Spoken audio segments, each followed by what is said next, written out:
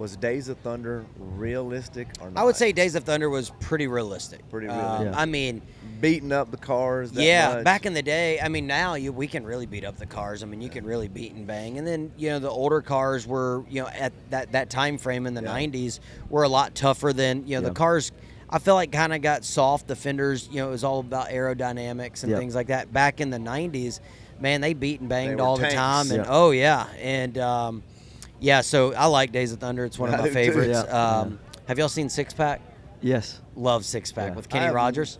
I have not. It was like seen 78, 80s. Yeah, it was older. It's about 10 years older than Days of Thunder. Kenny Rogers is the main character. It's great. That's great. So it shows him dirt track racing, goes to the big leagues of stock. Baby, let's go. What's cooking with the McLemore boys, guys?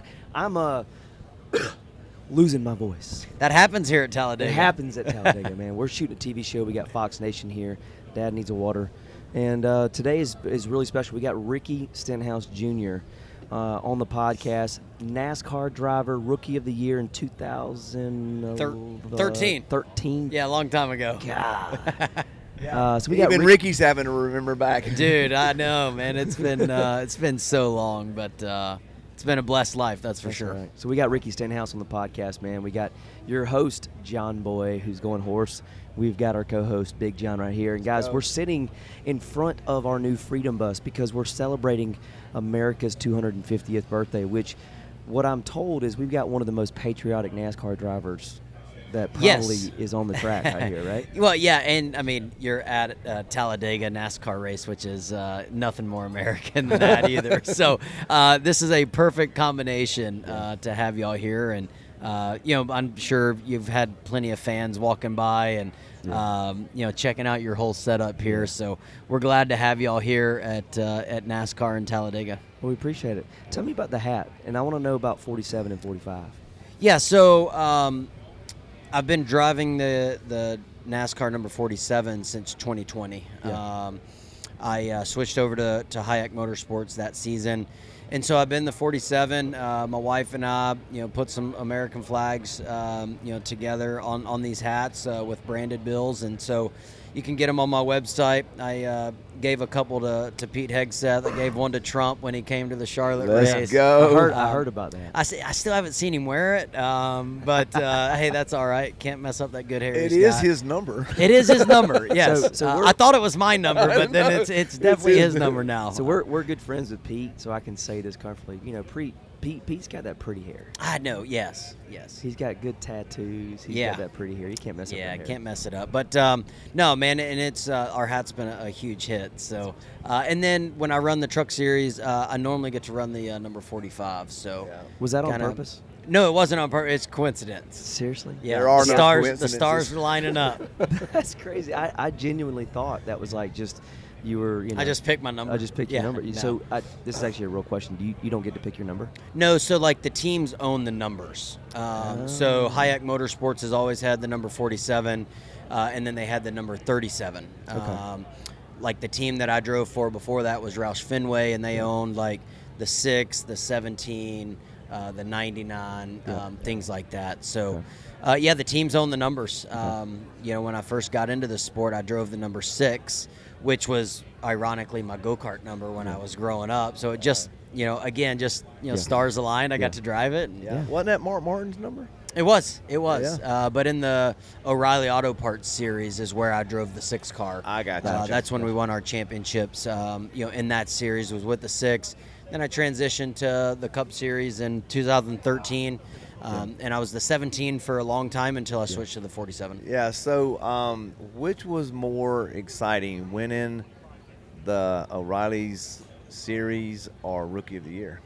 Definitely the championships. You just got to... Well, back then it wasn't O'Reilly. It was the Nationwide Series. I was 2 ago. So, it was O'Reilly's, Xfinity, Nationwide. So, it was the Nationwide Series after the Busch Series. And so...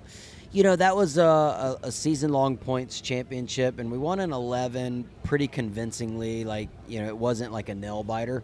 2012, it came down to the last, 3 races, trying to put your best on the racetrack, and we came out on top. So that was intense. That was a lot of fun. Yeah. And then, when we switched to the Cup Series, it was hit or miss. We had some decent runs. We had some really bad runs, and then finally got our first win here at Talladega in the spring of 2017. Ooh, I bet that was exciting. That was a good one. So I'm gonna go off of that. What's the most exciting win you've had?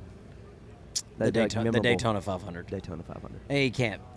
Yeah. I mean, the Daytona 500 It's the Super Bowl of racing. is the Super Bowl of racing. Yeah. I mean, what comes with that is you get to promote not only yourself and your team, but you get to promote NASCAR for a solid week. We took the Harley J. Earl Trophy to Chicago, to New York, and did every show that you could think of, and then. And that you stay on a high for a long time. Yeah, that's crazy. It was really cool. But then I would say after that was probably my second Cup Series win, which was the July 4th race in Daytona. That's when I came across the radio yelling 1776 for the champs. That's awesome. When I won that race. All right, Jay, we're gonna have to put that one up right when he says that. I want that video. That video's good. That video's good. That video's good. So let's go back, man, because we were doing the Nation show earlier, and so guys, we do have a Fox Nation TV show Memorial Day week coming out called Grilling Across America, and Ricky made a little cameo in there here at Talladega. Small cameo. Small cameo, big cameo. And so we were talking about just your racing career. And you started in go-karts when you were little, right? Oh, yeah. Yeah, so my mom's a saint. So my parents got married at noon on a Saturday, and my dad raced that night. Oh, This Okay. trophy's sick. All right, we're going to come back to that. Go ahead and hand it to me. So, did you know? I got one of these. Do you? Yes. In 2017, you won that. Yeah. So, they stopped doing this for a couple years, and they brought it back this year, and they reached out to us, Talladega did. Yeah. And they said, man, we would love for the McLemore boys to present this to the Cup winner on Sunday. I hope I see you Sunday. So, challenge is on. Yes. Dude, what Such kinda a sick trophy. epic video that would be that we had Yeah. you on the podcast and you win it on Sunday. Hey, it's the script's already written. So No, do I'm they- just kidding. Do they give you the trophy? You get to take it home? Oh, yeah. So Yeah, they say and then the other trophy that they have is, it weighs like 120 pounds, 130 pounds.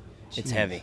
We're It's gonna all have like we're gonna have steel. the AJ Styles have to come pick it up for No us. doubt. Yeah, I mean, I picked it up, and it's heavy. I didn't get it above my head. But if it was a barbell, I could get above my head. But, an awkward trophy is tough. But A trophy is a trophy. a trophy's a trophy. I mean, I've got some that are super light and small, but they mean just as much, right? Yeah. So yeah, you were racing go-karts. Yeah, I was born at noon on a Friday. My dad raced that night, and so my mom took me to the racetrack. I was 6 weeks old the first time I ever went. I grew up northwest Mississippi, right south of Memphis, and I raced BMX at 3. Started racing go-karts when I was 5 years old, and just never stopped racing. Just continued to race my whole life. Yeah. And I raced go-karts for a long time. So my childhood consisted of my dad would race Friday night. I would race Saturday night. We would go to church on Sunday. Had to go to church on Sunday or you're not racing, no matter how late. wow. No matter how late the go-kart races or sprint car races went on Saturday night. Mom made me get up. Sometimes I missed Sunday school, but I would definitely show up for church. Yeah. And then we would go ride dirt bikes Sunday afternoon. Love riding dirt bikes. I grew And up we'd- racing motocross, yeah. I ran a few arena cross races. So when I was 5 years old, my dad took me to a dirt bike track. We spent half the day on the dirt bike track. I got my first dirt bike when I was 4, a little PW50. Yeah. And then... He raced the PW50. Oh, yeah. PW50. What? How old are you? 33. So was your PW50 blue then? Yeah. Yeah, it was blue. So Yamaha mine... PW30. So mine was... the red and white with the gold wheels. I'm a little older than you. So how old are you? 38. Dang. I'll be 39 in October. So Have you seen that skit with Kevin Hart and what's the guy's name? Don Chill. I haven't. And he's like, Kevin Hart goes, how old are you? He's like 56. He's like, damn. And Don Chill looks at him and he goes, sorry. Sorry. I do watch a lot of comedy though, and I haven't seen that. But yeah, man. So that was my childhood. And then like Mondays to Fridays, it's cleaning it up, washing it. My dad made me work on my own race cars, so I got out of school, went straight to the garage, and worked on race cars. My dad was an engine builder, and man, he worked his whole life. I still look back and I'm like, dude, I don't know how he made enough money to have me race, because I'm seeing what things cost now, and I'm like, this is crazy. So a really blessed childhood, great family that allowed me to do what I did. That's awesome. So talking about faith, you mentioned going to church, and do you go to the chaplain sometimes? No, I go every week. Is that hard? I mean, to take time out or to do it. I mean, race weeks have got to be packed, right? Yeah, they are. But I tell anybody that works with me, my schedule on Sundays, it gets really consistent for me when. We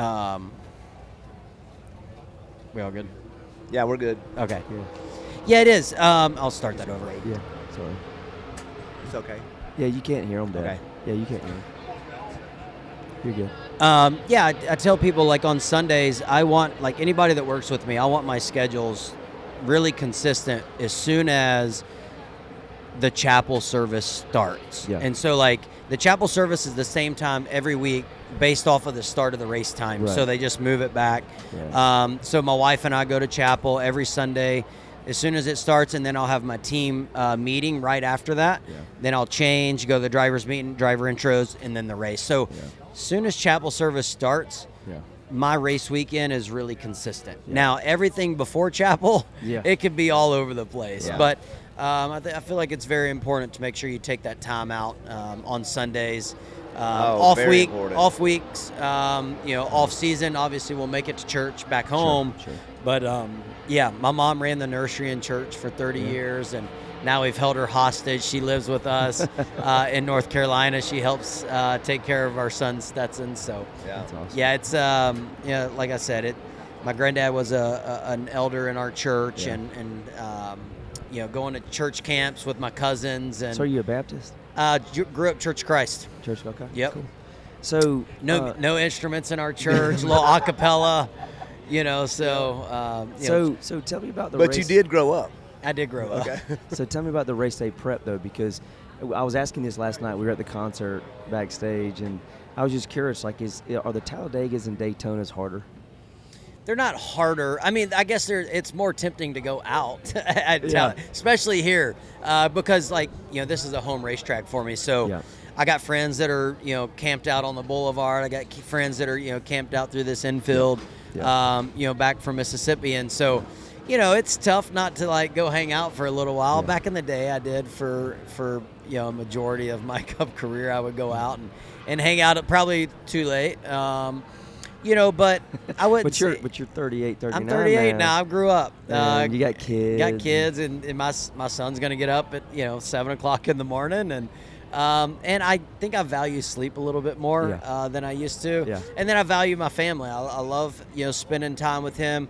I travel a lot, for racing and appearances, as y'all know, are doing right now, and so any extra time that I get to spend with him.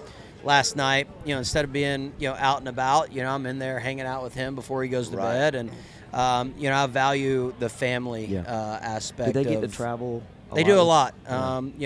When we have our motorhome, I guess now y'all got this big fancy motorhome. When I take the motorhome, they're with me. Do you drive the motorhome? I don't. I do sometimes, but 90% but I you don't. got Campers. So we're also ambassadors of Campers Inn. And Oh, you yeah. work with Campers Inn, work with Larry. Oh, yeah. Larry's actually Larry's been on the the podcast. man. Larry is the man. Larry is the NASCAR man. He hooks everybody up. So you guys are in Integra? We are in Integra, Cornerstone right now. Larry, I've had it for 3 years. Yeah. Met Larry, 3 years ago. I had a motorhome myself and sold it and moved into one of the Campers Inn buses, and it's been great working with them. They got their trackside service at every racetrack. So little things like that you don't think about that turn out to be really nice additions to have at the racetrack. It's very important. We were in Rockingham 3 weeks ago? 4 weeks ago? Easter weekend. and we got a loaner bus. We actually stayed in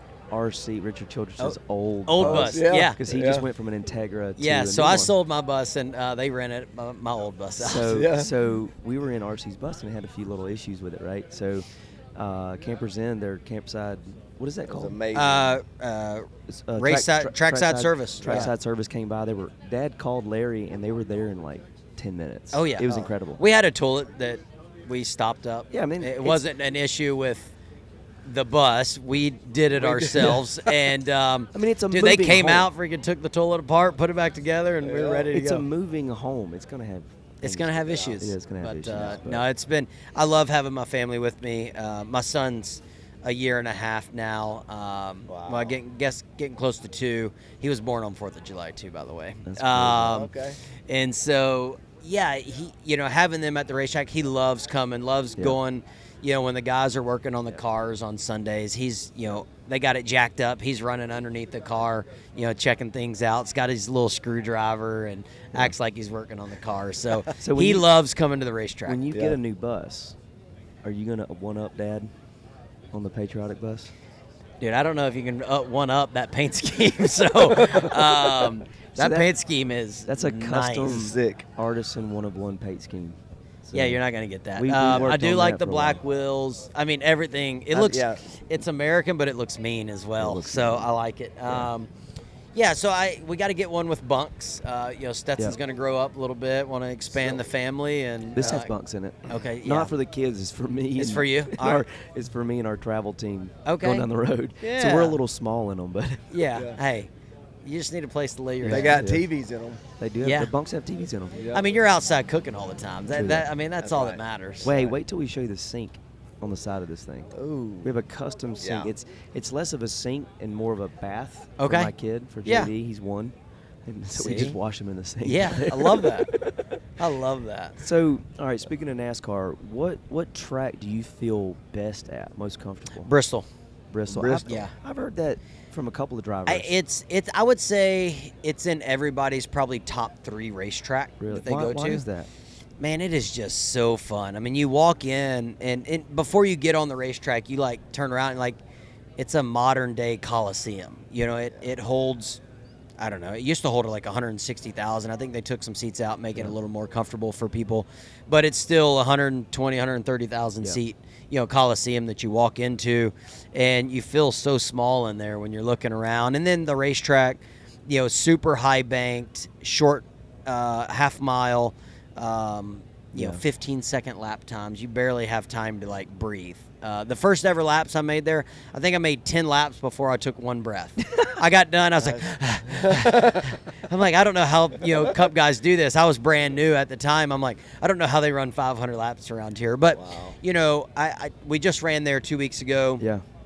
500 lap race. The cars are hard to handle, but it reminds me of the dirt track upbringing that I raced. And so you can change your lines a lot, the way you drive that racetrack, the bottom, the top, you can enter on the top, turn down, you can enter kind of in the middle, finish on the top. It's just I feel like it's a racer's racetrack. Yeah. And but I was tracking my heart rate. I've been tracking it for, I don't know, 5-6 years now, every weekend, and my average heart rate for the Bristol race was 155 for 4 hours. My God. But then you go to a place like Kansas, and last weekend it was 115 average. So that just shows you how intense Bristol can be. It's a constant. Constant. You don't. Again, the straightaways aren't very long. But then while we were there, the new aero package that we had, we didn't have a lot of downforce, had a lot of horsepower. Yeah. You felt like you were going to crash every single lap. Really? Wow. Every single lap. Well, you those thought you were last gonna couple crash. laps, because Ty won, right? Yeah, Yeah, that was his first win. it was. And those last couple laps, because I say we, I was just watching the race. You're like, I don't know who we is. I don't know who was with me. But but they were talking about how his tires were not as fresh as. yeah, they were older. As was it Hamlin? No, it was Blaney and Larson. And Larson. And Larson ended up making a move, getting out of there, and Ty came in yeah. and ended up getting it. And those cars were all over the place. Oh yeah, they're hard to handle. Yeah. When they take the downforce off of these, I mean, It's hard. Just slip sliding around. We like it that way. Yeah. The harder the car is to drive, the better racing we feel like, because people make more mistakes. You know, when the cars are easy to drive, it's better for the fans. It's way better for the fans. Okay. So for the people that are out there that watch some NASCAR and they watch a lot of movies, was Days of Thunder realistic or not? I would say Days of Thunder was pretty realistic. Pretty realistic. I mean, beating up the cars that much. Back in the day, I mean, now we can really beat up the cars. I mean, you can really beat and bang. And then, you know, the older cars were, you know, at that time frame in the 90s were a lot tougher than, you know, the cars, I feel like, kind of got soft. The fenders, you know, it was all about aerodynamics and things like that. Back in the 90s, man, they beat and banged all the time. And so I like Days of Thunder. It's one of my favorites. Have y'all seen Six Pack? Yes. Love Six Pack with Kenny Rogers. I have not. It was like 78, 80s. Yeah, it was older. It's about 10 years older than Days of Thunder. Kenny Rogers is the main character. It's great. So shows him dirt track racing, goes to, like, you know, the big leagues of, you know, stock car racing. You should check it out. Tell us what track. I asked you about, like, which track you're most comfortable in. Which track do you just, like, hate? So it's interesting. Martinsville is probably the other racetrack that I don't like. It's the same size as Bristol, has concrete corners, but it is dead flat. And, you know, the straightaways are longer, corners are tighter. I've just always struggled there. It's just never been fun for me. Which track do you feel like you're white-knuckling the most? Probably now,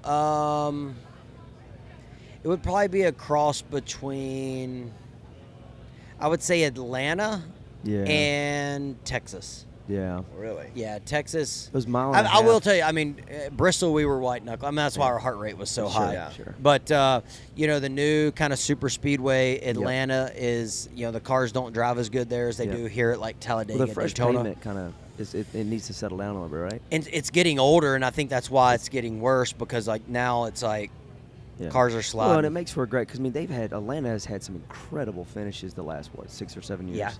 Yeah, so. I mean, it's been good. And then Texas, turn 1 and 2 is super flat. Yeah. Turns 3 and 4, super high banked. You fly through 3 and 4, but still you're on the edge of, like, I think my car could spin out at any moment.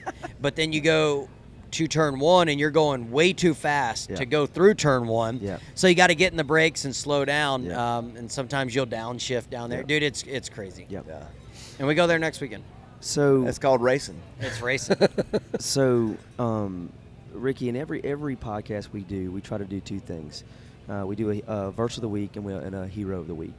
So I wanted to ask you, is there somebody in your life, you know, you see us, we're grilling across America. We're trying to celebrate America's 250th birthday. We want to honor all of our veterans, our first responders, our active duty, teachers, anybody that serves community. Is there somebody in your life that's meant a lot to you that either served or served you in your life? Well, I mean, I think, you know, I mentioned it, you know, off the top is, I look at what my dad did for our family. Yeah. He sacrificed a lot. He, I remember working, you know, waking up to go on a vacation. We didn't go on many vacations, but I remember waking up one morning and he's still out working. Had been up all night long, worked, and then got in the car and drove us all the way to, I think we went to Myrtle Beach that year from Mississippi, and he drives us all the way there. But, I would say him, but then, you know, my granddad was in the Navy. There you go. Bill Smith. Smith. Will Smith. And my mom's dad, he died in 2020. He passed away, and he was 93 years old.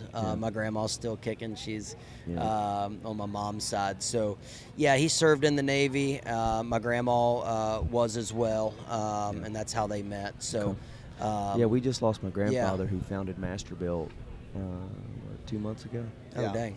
Yeah. And he was 89, so he was definitely my hero. He was in the Navy. So well, appreciate you saying that. And then Dad's always got a verse of the week for us. All right, so I'm going to repeat my life verse because we've actually needed the strength here, and it's Philippians 4:13. I can do all things through Christ Jesus who strengthens me. And I think it's a good rinse and repeat verse because we have absolutely been up and down for, you know, the last 4 days, the last, 5 years. 5 years, but The past 4 days since we got here on Tuesday has been pretty crazy. Our team's been really doing awesome, yeah, that's been cool. and we need the strength Yep. from him. And faith is our number one core value. Family is our number two core value, and then the others, obviously, with food and fun and freedom, is really what the McLemore boys are all about. And without our faith, dude, we're nothing. Yeah, I mean, I completely agree. I mean, there's only one constant you can count on, and that's our Lord taking care of us.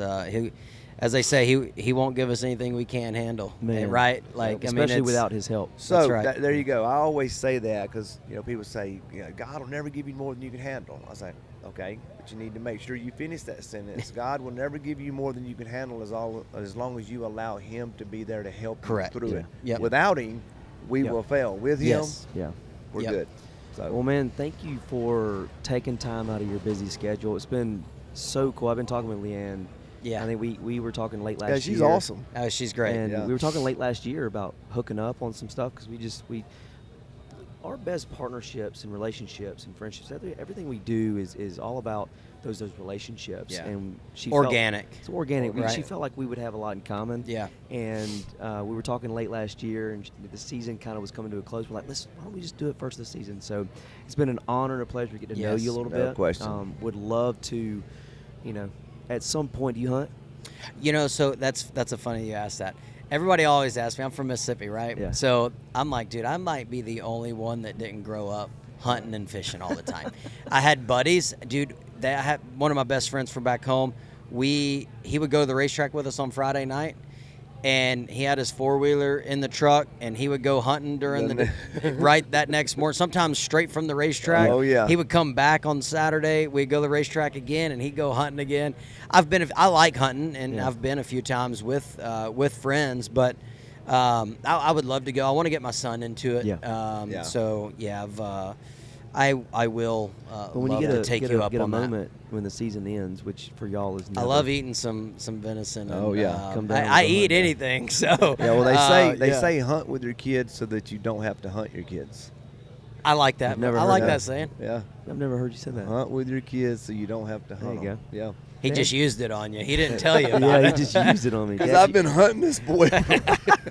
Heard that. Dad, you got anything? No, man, I'm just super excited. I mean, we love doing what we're doing to meet new people like you. Thought a lot of your career. Yeah. Thank you for your faith, not being afraid to, shout it out. Thank you for being a patriot. Yes, sir. Good luck Thank you. tomorrow. Appreciate how about y'all coming. qualifying? What's the deal with qualifying? We rained out qualifying, Yeah. so we start 22nd tomorrow. Okay. For us, I've approached these races a couple different ways. One way is really boring. One way is really fun.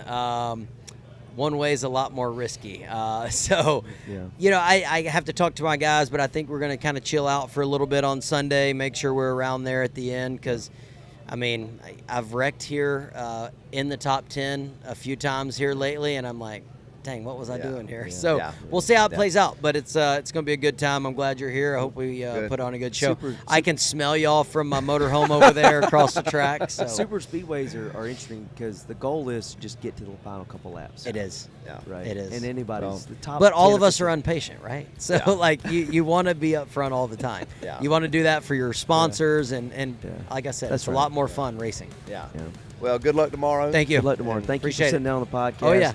It's been another episode of What's Cooking with the McLemore Boys. John Boy, Big John, Ricky Stenhouse Jr. Good luck tomorrow. We're signing off. We'll see y'all next time, baby. Let's go.